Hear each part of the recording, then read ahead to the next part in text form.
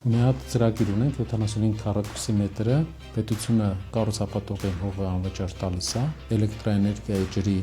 միացման վճարվի կարիք չի ունենում ու 75 քառակուսի մետրանոց պրոյեկտ է տալիս։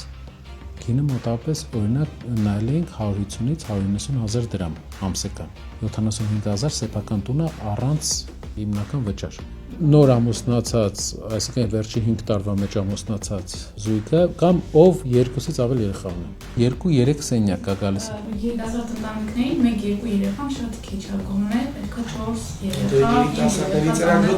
Իրանք ինչքան գիտեմ 75 քառակուսիով բնակարան չեն տրամադրում։ Հայ ընտանիքներում 3-4 երեխա պետք է տանելու։ Հայաստանը աշխարհի միակ երկիրն է, որտեղ ինչքան կրթությունը բարձր է, այդքան շատ են երեխա ունենում։ Աշխարհի միակ երկիրն է, որ մայրաքաղաքը ավելի շատ երեխա ունենում։ Դա էլ բերում է նրան, որ լավ կրթությունը մեզ մի քանի դրական արդյունք է տալիս։